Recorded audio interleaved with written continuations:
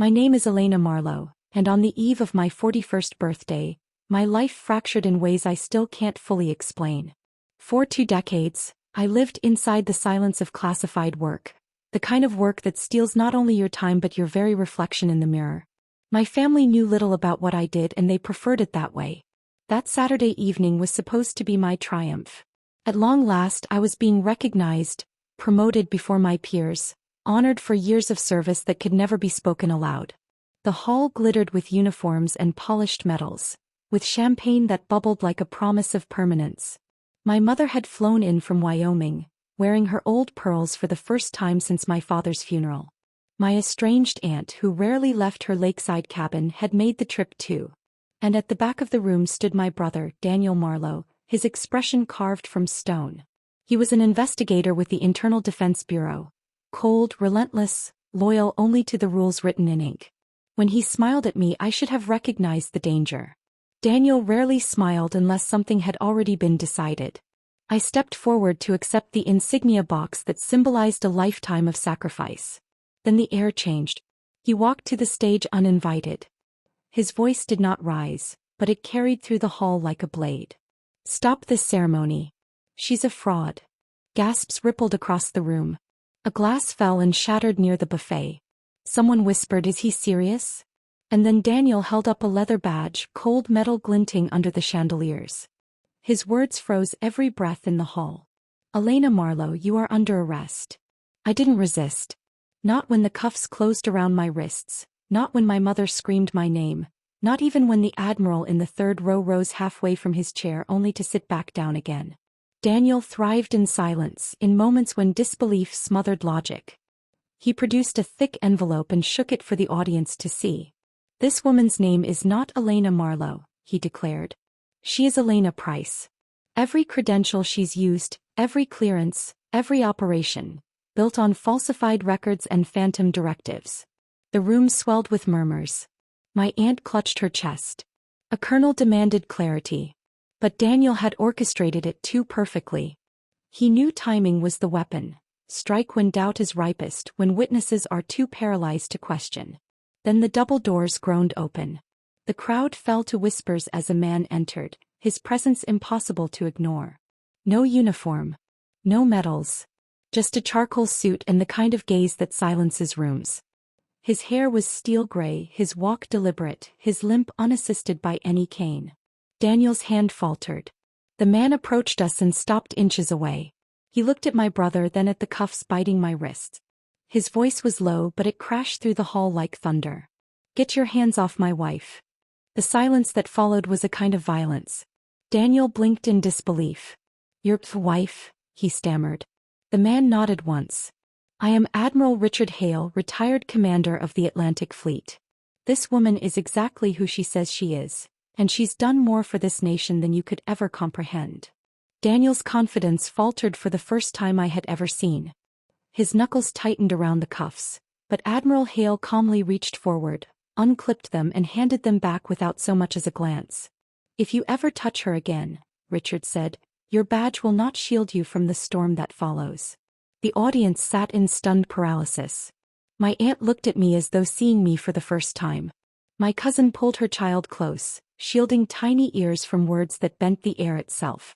Questions bloomed like wildfire. Was I married to a 5-star admiral? Why had no one known? Was Daniel right, or worse, half right? Richard's hand closed around mine. Only then did I realize I was trembling. His grip steadied me and his eyes, cold steel moments before, softened as he spoke to the room. "If this ceremony is finished, then let us proceed to what truly matters. A hearing." The words unsettled everyone. A hearing was not celebration. It was judgment. He guided me through the aisle. No one stopped us. No one dared. But as I walked past the faces of family, commanders, strangers, I understood something more dangerous than betrayal had just taken root. Daniel had not fabricated everything. He had woven truth and falsehood together until no one could tell them apart. And in that confusion lay the most dangerous weapon of all: doubt. That night, the memories of childhood pressed against me like ghosts. I had always been Daniel's shadow, his quiet sister who solved puzzles while he collected medals. In every family photograph he stood at the center, chin raised, every crease of his uniform perfect. I was the blurred figure at the edge, knees scraped, eyes fixed on something no one else could see. Our household worshipped order, discipline, and excellence. But unspoken above all, be like Daniel. My mother said it without saying it. Daniel never leaves boots unpolished. Daniel's drill sergeant said he was born to lead. And when I once brought home a state math award, she barely looked up. That's nice, Elena. Did you hear? Daniel just made captain of the debate team. Admiration soured into something colder. Daniel mocked the strategies I studied, laughed at the rifle assemblies I practiced in secret. When I argued, he dismissed me with a smirk that sliced deeper than words. I learned silence not as a weakness but as armor. Our father's death sealed the division. Daniel's eulogy was flawless. My mother whispered, "He made your father proud." She buried two men in one sentence. My father and the part of me she never cared to see. I enlisted without telling a soul. Intelligence training became my escape, my rebirth. No photographs. No announcements. I became a ghost. 4 identities, 3 passports, no birthday parties since 2008. I told myself invisibility was survival. But standing cuffed before my own family, betrayed by my brother, and defended by the man who knew all my names, I realized invisibility had never protected me. It had only delayed the inevitable moment when truth would demand to be seen. And Daniel had chosen to be the one to expose it. Boot camp did not frighten me. I had lived under harsher commands in my own home. Silence had already taught me discipline. Rejection had trained me in resilience. Being invisible to the people who were supposed to love me had prepared me to vanish in plain sight. By week 3, the instructor singled me out, not for physical strength but for something else. They called it pattern recognition. I could see the shape of a trap before it was set. I could break down codes before most had even memorized the cipher. They moved me to a compound away from the others. No explanations, just a slip of paper with orders stamped in red. 6 months later, I was wearing a uniform I wasn't allowed to photograph, standing in a facility that technically didn't exist. I signed documents that erased my presence from military records. From then on, I didn't belong to my family. I belonged to the shadows. 4 identities. 3 fake nationalities. A half-dozen passports that burned after use. I have 4 names, I told another recruit once. 3 of them lies. And no birthday parties since 2009. He thought I was joking. I wasn't. Missions blurred into years. 12 countries. 5 continents. My hands learned weapons, my mind learned languages, and my heart learned the rhythm of isolation. But one mission in Lagos still haunts me. A hijacked cargo ship. 5 hostages. Pirates who thought they could trade blood for freedom. From behind my scope, I watched a child blink just as his captor shifted. My shot ended it in an instant. 4 hostages lived. 1 had already died. The papers called it a success. I called it another ghost added to my silence. The newspapers ran the story of the Lagos rescue for 2 days, splashing headlines about courage, precision, and heroism. I wasn't mentioned. That was the rule. Ghosts didn't get medals. We got silence. I returned to an underground barracks, shared a meal with strangers who couldn't use their real names, and waited for my next assignment. That same week, my mother sent an email. It wasn't about me.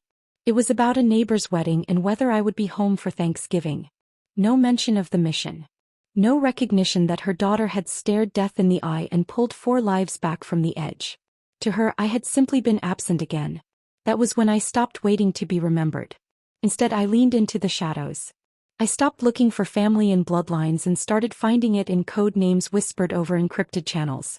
I learned that trust could exist in the silence between gunfire, that loyalty meant covering a teammate's back even if you never learned their real name.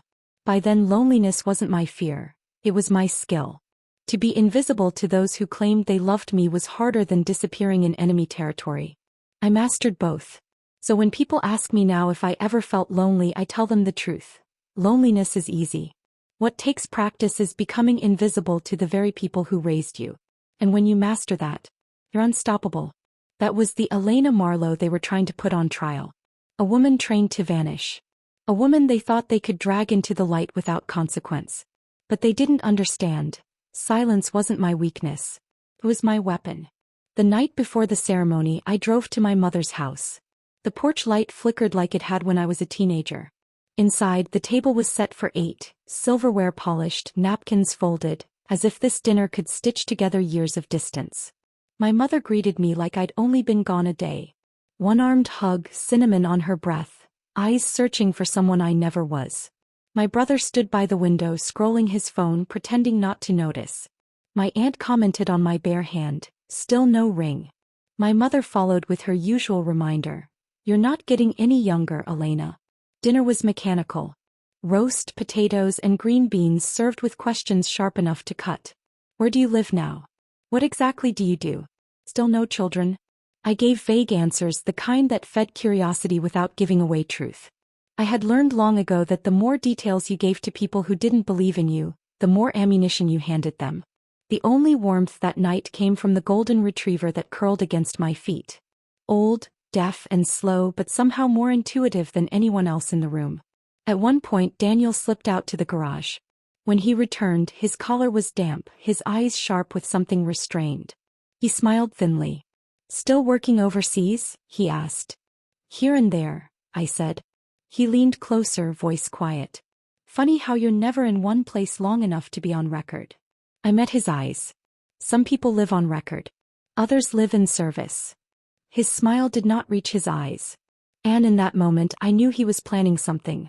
Later he lured me onto the porch with bourbon poured neat, just like our father drank it. The November air was sharp, the railings splintered, the wind chime broken. He leaned against the post, casual, rehearsed. You ever miss it? Being home, he asked. Depends on the day. We sipped in silence. Then came the question, wrapped in false nonchalance. So, boots on ground, or were you just sitting in some air-conditioned base writing reports? He didn't want an answer. He wanted a reaction. I gave him none. Silence is more powerful than denial. He took another sip. You'd be surprised how many people fake clearance. Stolen valor. Forged orders. I've seen plenty in my line of work. His words were knives disguised as conversation. I placed the glass on the rail and walked back inside without looking at him. What I didn't know was that while I was upstairs brushing my teeth, Daniel stood in the garage, whispering into his phone. His voice was clipped, official. Yes. It's confirmed. He's here. Tomorrow night. We proceed in front of everyone. He paused, listening. Don't worry. She won't escape this time. I've built the case for over a year. He ended the call, pulled a manila envelope from a box labeled Christmas lights, and stared at the documents inside. Photographs. Records. Enough to ruin me. Upstairs, I rehearsed my speech for the promotion I would never finish.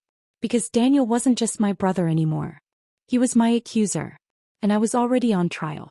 Boot camp did not frighten me. I had lived under harsher commands in my own home. Silence had already taught me discipline. Rejection had trained me in resilience.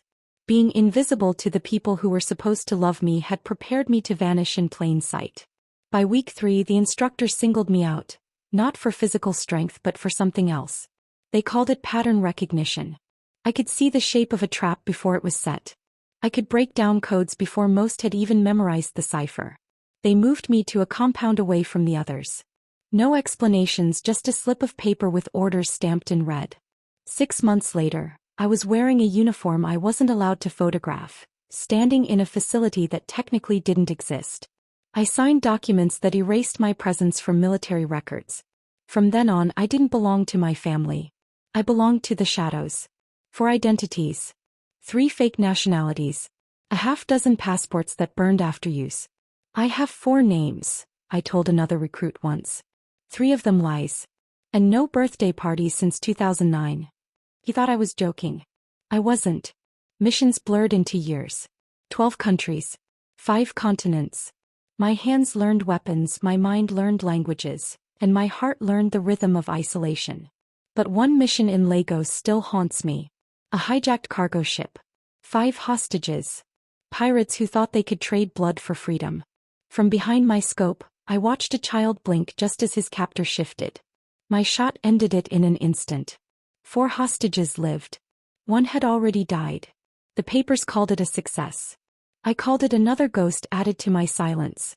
The newspapers ran the story of the Lagos rescue for 2 days, splashing headlines about courage, precision, and heroism. I wasn't mentioned. That was the rule. Ghosts didn't get medals. We got silence. I returned to an underground barracks, shared a meal with strangers who couldn't use their real names, and waited for my next assignment. That same week my mother sent an email. It wasn't about me. It was about a neighbor's wedding and whether I would be home for Thanksgiving. No mention of the mission. No recognition that her daughter had stared death in the eye and pulled 4 lives back from the edge. To her, I had simply been absent again. That was when I stopped waiting to be remembered. Instead, I leaned into the shadows. I stopped looking for family and bloodlines and started finding it in code names whispered over encrypted channels. I learned that trust could exist in the silence between gunfire, that loyalty meant covering a teammate's back even if you never learned their real name. By then, loneliness wasn't my fear, it was my skill. To be invisible to those who claimed they loved me was harder than disappearing in enemy territory. I mastered both. So when people ask me now if I ever felt lonely, I tell them the truth. Loneliness is easy. What takes practice is becoming invisible to the very people who raised you. And when you master that, you're unstoppable.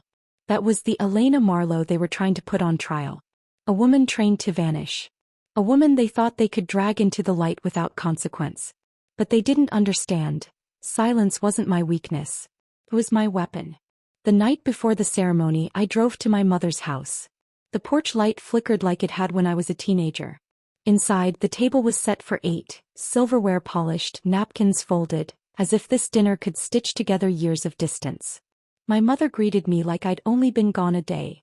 One-armed hug, cinnamon on her breath, eyes searching for someone I never was. My brother stood by the window scrolling his phone, pretending not to notice. My aunt commented on my bare hand, still no ring. My mother followed with her usual reminder. You're not getting any younger, Elena. Dinner was mechanical. Roast, potatoes, and green beans served with questions sharp enough to cut. Where do you live now? What exactly do you do? Still no children? I gave vague answers, the kind that fed curiosity without giving away truth. I had learned long ago that the more details you gave to people who didn't believe in you, the more ammunition you handed them. The only warmth that night came from the golden retriever that curled against my feet. Old, deaf and slow, but somehow more intuitive than anyone else in the room. At one point, Daniel slipped out to the garage. When he returned, his collar was damp, his eyes sharp with something restrained. He smiled thinly. Still working overseas? He asked. Here and there, I said. He leaned closer, voice quiet. Funny how you're never in one place long enough to be on record. I met his eyes. Some people live on record. Others live in service. His smile did not reach his eyes.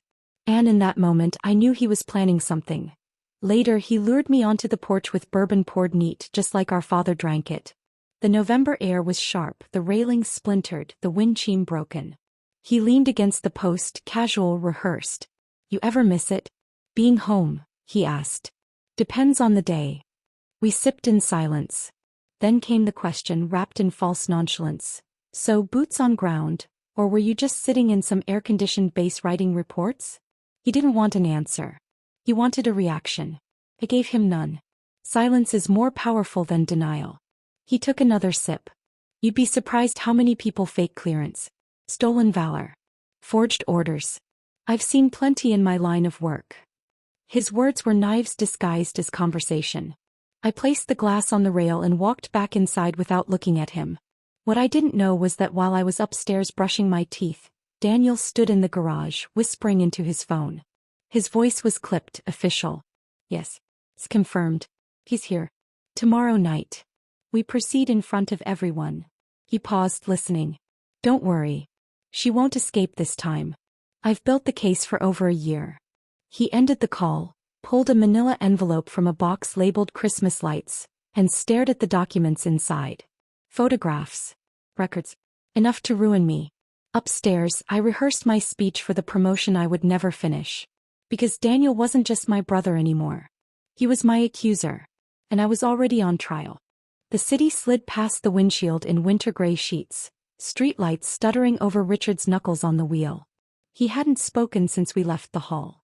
He didn't have to. The quiet between us was practiced. An old language that said more than comfort ever could. When he finally did speak, it wasn't a question. It was a verdict. You held the line, he said. I watched the ghost of my breath fog the glass. He thinks he has the truth. He has fragments, Richard answered. He stitched them into a story he could sell to people who crave certainty. His mouth tightened.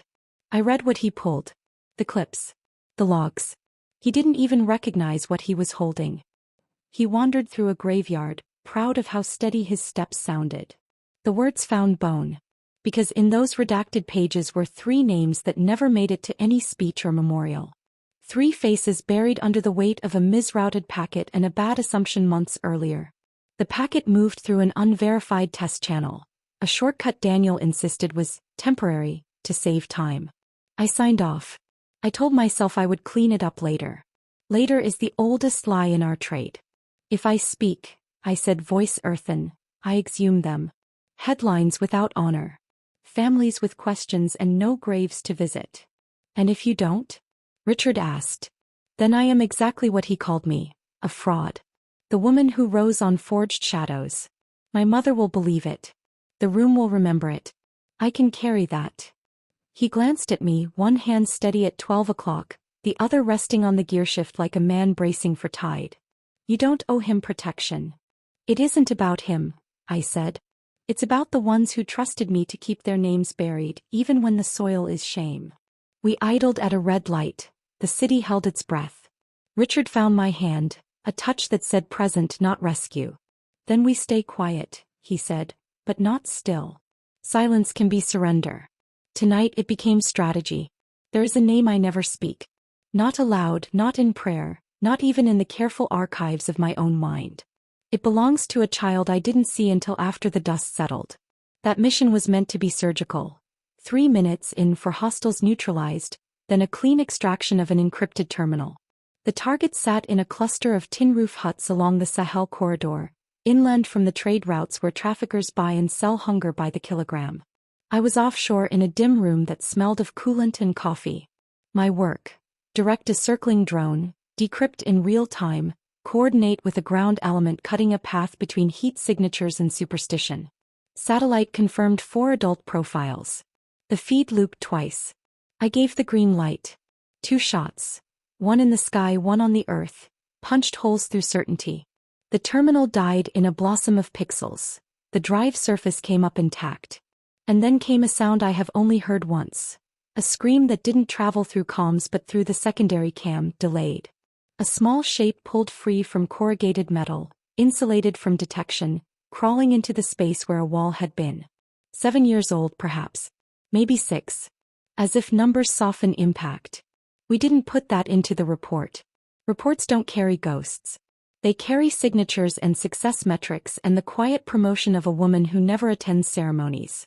They offered me a medal. I declined. Command called it humility. It wasn't.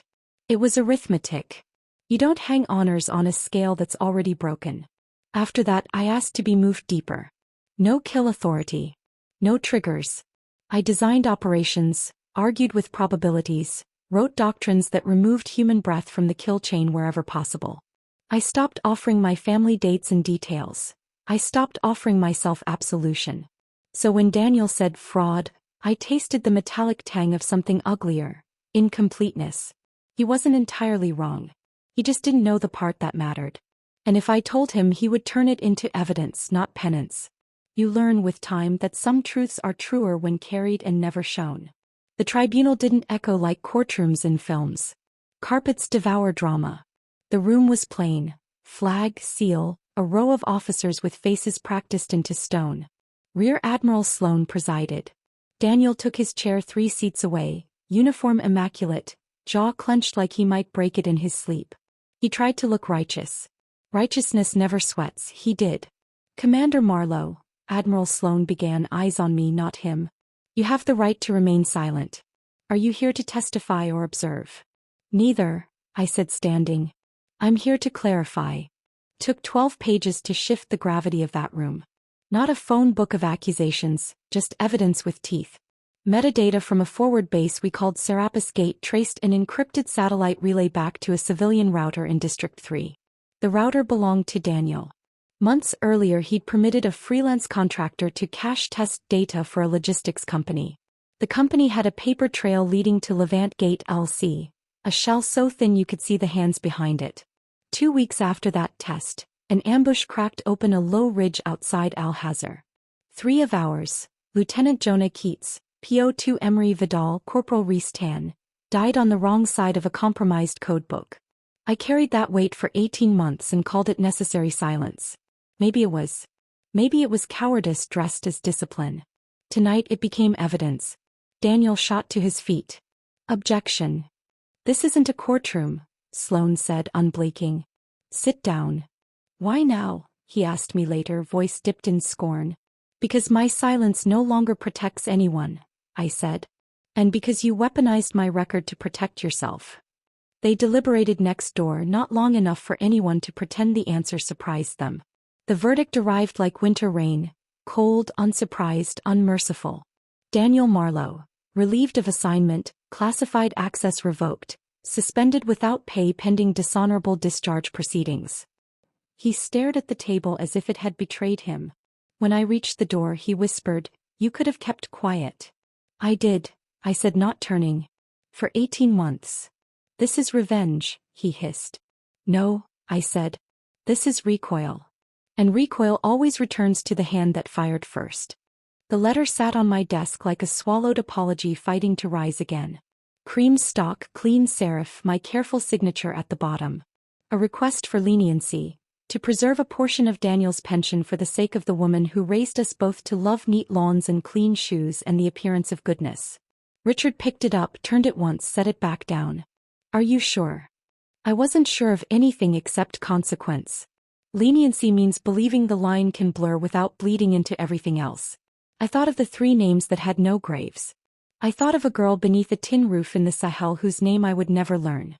I thought of Lieutenant Mina Park, who covered a door for 14 seconds longer than physics allows because a packet took a road it never should have taken. I took the letter, split the fold with my thumb and tore it once, then again. Quiet work, like ripping cloth in a room that shouldn't know grief. "Forgiveness isn't weakness," I said, palms full of paper snow. "But truth needs someone to hold the line." That afternoon I walked the narrow path through Section 7 of the Academy Cemetery to a black stone so clean it looked wet. Lt. Mina Park. No wreath. No ribbons. I brought white camellias because Mina once said white is the cruelest color. It shows every stain and pretends to be innocent. I set them down without a note. "You deserved more," I whispered. "Not just in life, but in memory." Wind tugged at my coat, the river beyond the bluff muttering to the rocks like an old friend who has nothing left to give but presents. Guilt rose and settled.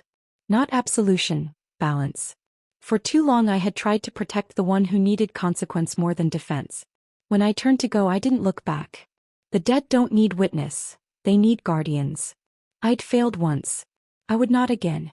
Tomorrow I would stand before 24 recruits and teach them what silence can be when it's chosen. Armor, not erasure. But tonight, among names carved into stone, I let mine become small. Small enough to do the work without demanding to be seen. And for the first time in years the quiet felt clean. By dawn the headlines were already forming outside the tribunal walls. Cameras waited like vultures, hoping for a glimpse of the fallen officer. Richard moved me through side exits, his hands steady at the small of my back. Silence was our shield, shadows our only allies. Still whispers followed.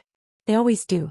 We drove in muted calm until the safe house swallowed us in its reinforced walls. I sat at the edge of a steel cot, hands clasped tight enough to leave marks. Richard poured coffee, slid a cup toward me. His eyes studied mine, sharp but never invasive. "The board won't protect you," he said. "Not fully. They'll use this storm to measure who survives." "I can survive storms," I answered. But even my voice felt fragile. A knock rattled the reinforced door. Only one person knew the access code: Lydia.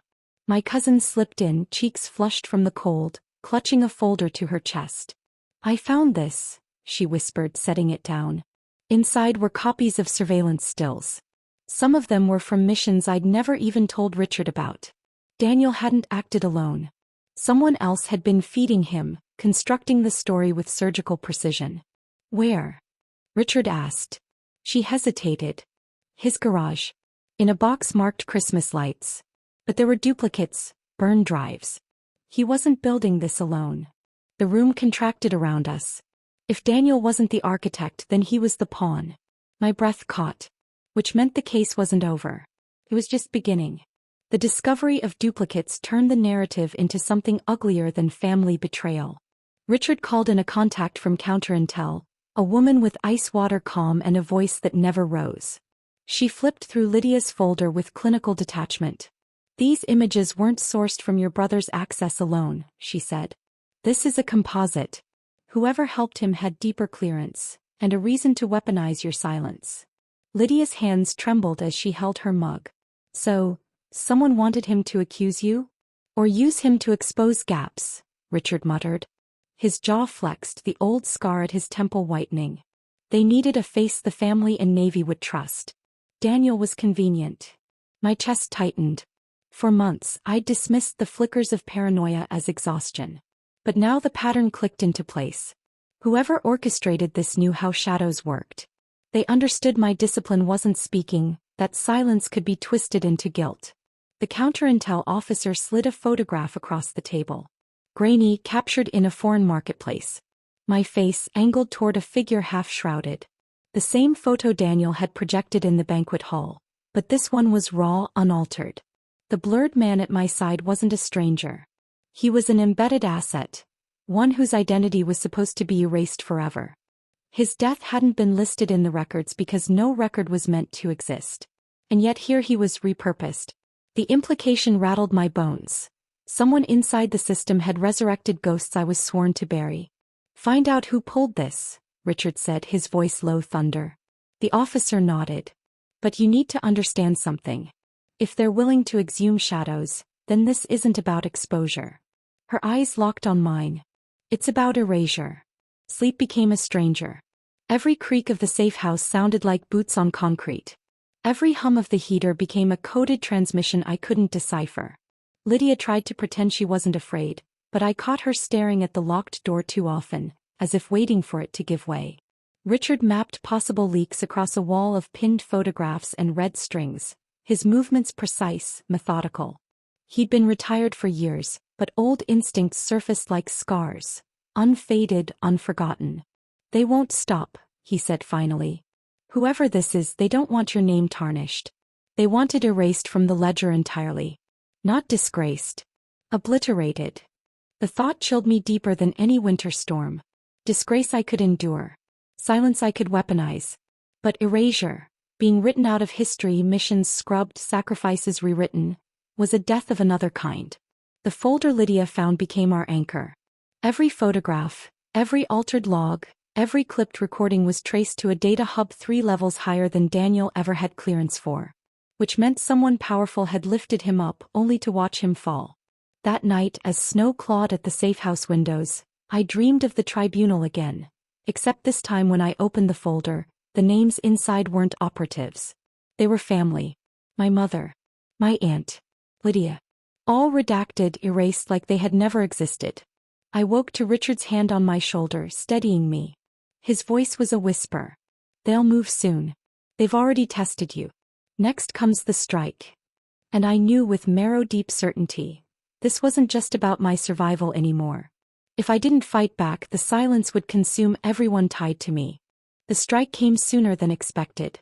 3 nights later, alarms pulsed through the safe house. Red lights carved the hall into fragments of panic. Lydia screamed from the back room as the reinforced windows groaned under pressure. Richard was already moving, sidearm in hand. He pressed me toward the secondary exit. "They're not here to question," he said. "They're here to end it." Explosives thundered against the northern wall, shaking dust from the ceiling. Whoever they were, they weren't subtle. Precision had been traded for spectacle. They wanted it to look like a raid gone wrong, a house swallowed in fire. Lydia stumbled into the corridor, clutching her coat, eyes wide with terror. Richard shoved her into my arms. "Get her out. I'll hold." "No," I said, my voice steel for the first time in days. We moved together. We barreled through the hidden stairwell, emerging into the snow-lashed alley behind the safe house. Shouts followed, then the crack of boots hitting broken glass. Bullets bit at brick as we ran. At the end of the alley, a black van idled, headlights dead. My gut twisted. It could be salvation or the final trap. Richard scanned once, twice, then pulled us forward. The door slid open. Inside, the counterintel officer sat waiting, eyes calm as if she'd anticipated this exact hour. "Get in," she ordered. I hesitated. Trust is a currency that shadows devalue. But the fire behind us roared louder, licking sky. Lydia's hand squeezed mine. Richard's eyes said decide now. I climbed in. The van peeled away, snow spinning in the wake. And as the safe house collapsed behind us, I realized the truth. This was no longer about proving who I was. It was about surviving long enough to discover who wanted me gone. The van's interior smelled faintly of cold metal and coffee, the sort of scent that follows people who live between briefings. The woman in the jump seat didn't waste words. "Major Imani Cade, counterintel," she said, offering credentials I didn't reach for. "Credentials have become theater. I prefer proof." Her eyes flicked from me to Richard to Lydia, measuring for threat, for fracture, for leverage. "You're lucky we were close," she added. "Whoever hit that safe house wasn't there to question you." Richard didn't relax. His posture shifted the way it does when he's preparing to absorb bad news with his bones. "Then why save us?" he asked. "Because someone is rewriting your file from the top down," Cade replied, tapping a tablet. "Not tarnish, erasure. Your missions, authorizations, field identities. Gone from primary systems, then from backups. They'll leave a shell with just enough smoke to justify a fire." Lydia hugged herself for warmth. "Who is they?" Cade ignored the question, turning the tablet so I could see a string in an image header almost invisible, SAG/Serapis_gate/V5P. A canary I'd embedded years ago when I learned the hard way that systems can be loyal to the last person who edited them. "Where did you get this?" I asked too quickly. "Pulled off a composite my analysts intercepted," she said. "Same composite your brother used." My pulse calmed then climbed. If my canary had survived into the manipulated file, whoever built the composite had reached into the deepest archive we kept, air-gapped, mirrored to a facility with no outward trace. Only 4 people knew that mirror existed. I kept my face neutral and let silence do the interrogating. "Next stop is a deconfliction site," Cade said. "We image what you still have before the rest is scrubbed." Her tone said cooperate. Her eyes said comply. I glanced at Richard. He didn't nod. He didn't need to. In the reflection on the van's dark window, I watched Cade's tablet refresh, and in the status bar for a pulse of a second, my canary pinged a local device ID. Not remote. Not mirrored. Local. Inside this van. I didn't announce the ping. Announcements corner people. Cornered people kill. Instead, I let questions bleed through my expression just enough for Cade to register concern without smelling suspicion. Richard saw it, he always does, and shifted to curiosity with a veteran's ease. "Take us by the academy," I said softly. "There's an offline ledger in the archives, paper trails signed by joint signals. If someone is erasing me, the analog will outlast them." Cade hesitated, then tapped the partition. "Diversion to Archer Annex now." The driver didn't ask why. Good soldiers don't when they think the person behind them is the bigger weapon. Lydia watched me wide-eyed, but I kept my voice level. "If the analog ledger's there, we buy time. If it's not, we learn how deep this goes." The annex sat behind a ring of oaks that had outlived more wars than we teach. Cade cleared us through an unmarked door with a badge swipe and a code that told me more than she intended. British spelling in the keypad prompts, a quirk I'd seen in the composite documents. Defense. Authorization. Small fingerprints. The patterns you only notice when you live in them. The archive vault side open. Empty shelves expose ambition more than full ones. Rows where boxes should have been. Labels lifted. Dust clean in the exact rectangle where a ledger once lay. Cade clicked her tongue. "They beat us." "They were here hours ago," I said, squatting to the floor. The faintest shimmer of graphite clung to the concrete in a square the size of a legal folder. Richard crouched beside me, tracing the corner with one gloved finger. "Old habit," he murmured. "Archivists mark what they intend to restore." Under the lowest shelf lip, my nail caught on something rough.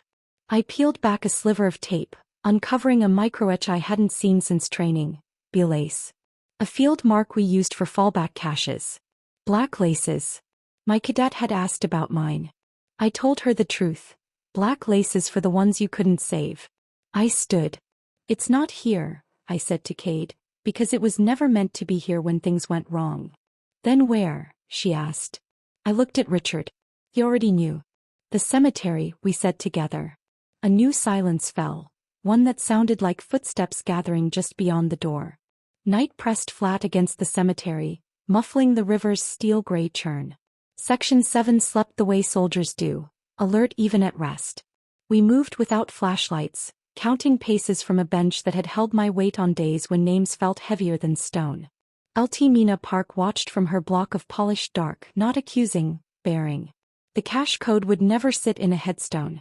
We hide the living things where the living rest. Richard knelt at the bench's right leg, fingers reading rust like braille. Here, he said, and I felt it, the slight give of a bolt that was never factory tight. A beam licked the granite and slid across Richard's shoulder. A rifle dot red as a pulse under skin. Down, I hissed, pulling him as the first shot cracked the quiet and chewed a splinter out of the bench's far edge.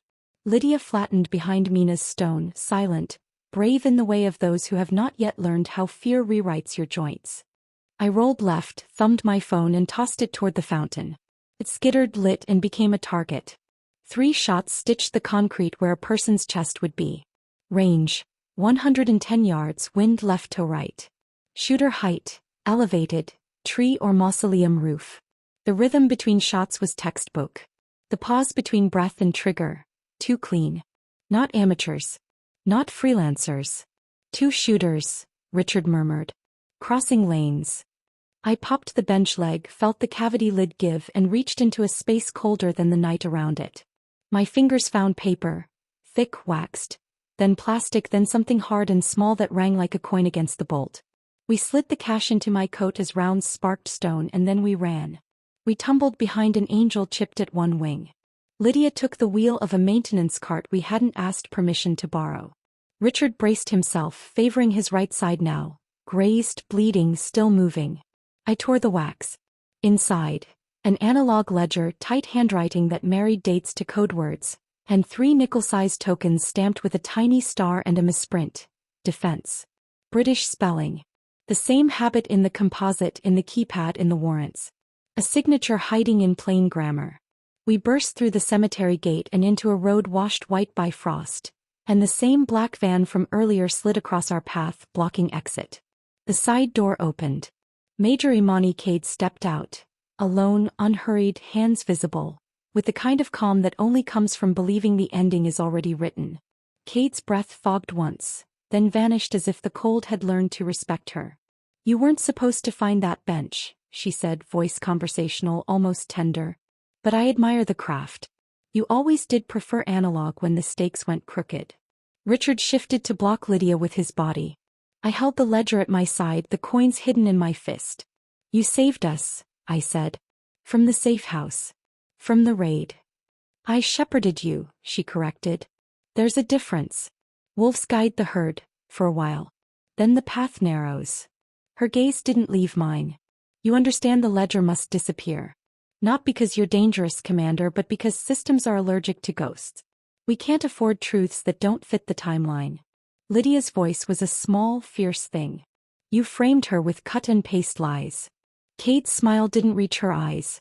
I curated evidence to clarify a problem. She was always going to vanish. Your brother was simply convenient. His pride made him useful. So that's it? Richard asked. You prune the record. The dead stay dead. The living who kept them safe disappear too. Cade's calm never wavered. Offer, Commander, she said to me. Leave the ledger. Walk away under a new identity. The cadets you mentor will keep their futures. Your cousin won't find her name on a watch list by mistake. Decline, and the erasure expands in circles you won't foresee. I let the quiet build until even the snow seemed to listen. You left fingerprints, I said finally. On the warrants. On the composite. On the keypad at Archer Annex. Not your face, your grammar. I opened my hand. The nickel token winked, the misprint glittering like a tell. Defense. You carry the Commonwealth in your paperwork. The archivist always did. A muscle feathered in her jaw. It was small. It was enough. Headlights speared the dark from behind Cade. Doors slammed in a crisp, synchronized rhythm I'd know anywhere. Commander Ava Lynn stepped into the wash, flanked by Navy legal and 2 JAG officers whose presence means someone has already signed a piece of paper with consequences. Major Cade, Ava said, voice cool, precise. Step away from the vehicle. Cade didn't move. You're late, she replied. Ava's eyes slid to me, and in that glance lived an entire plan I hadn't been told but had trusted would exist if I left the right trail. The canary ping in the van. The diversion to Archer Annex. The cemetery cache. The timing. Not late, Ava said, drawing closer. Just in time to keep a ledger from being buried alive. Cade's fingers twitched once, calculating angles I'd already counted. Men on the mausoleum roofs shifted. Split loyalties are loud to those who listen. What happens now? Lydia whispered. I didn't look away from Cade. Now, I said, we stop being ghosts. Cade's smile faded finally. You think this ends with me? She asked. You think the erasure belongs to one pair of hands? Ava's officers closed in. Cade lifted her palms. Snow ticked against the ledger like seconds. This doesn't end anything, Cade murmured as cuffs clicked around her wrists. It only tells you where the fire started. And in the distance, somewhere past the river's dark ribbon, I felt it. The warm, relentless breath of something larger still moving in the dark, remapping the world in pencil. The ledger sat between my palms, heavier than stone, heavier than the accusations that had nearly erased me. Major Cade was gone, led away in cuffs, her eyes burning with a promise that this was far from finished. But I knew she was only a single hand of something larger. A machine that consumed truth and spat out whatever story the powerful needed. Commander Ava Lynn stood across from me, arms folded, gaze sharp. This ledger confirms it, she said quietly. You were never the fraud. You were the shadow that kept the line intact. I wanted relief to flood through me, but it didn't. Because vindication isn't the same as freedom. My name might be cleared in records, but doubt had already planted itself in the eyes of those I once called family. My mother. My aunt. The people who measured love against appearances. They would remember Daniel's words louder than Ava's verdict. Later, in the quiet of Richard's study, I stared at the ledger one last time. Lydia sat curled in a chair, half asleep but refusing to leave my side. Richard poured whiskey into 2 glasses and slid one toward me. You've won, he said. No, I whispered. I've survived. He studied me, then nodded as if survival was victory enough. Maybe it was. I closed the ledger and sealed it in an envelope marked for classified archives. I would deliver it in the morning, knowing it would vanish into the silence where all truths eventually went. Standing by the window, I whispered the names of the ones we lost. Mina, Keats, Vidal, Tan, their syllables dissolving into the night air. I let the silence take them, not as erasure but as remembrance. The world would go on, unchanged, unknowing. My family might never understand. But for the first time I wasn't carrying ghosts alone. Richard, Lydia, Ava. Even the snow outside felt like witness. I was still a shadow. But now I was a shadow seen. And sometimes that's enough to start again.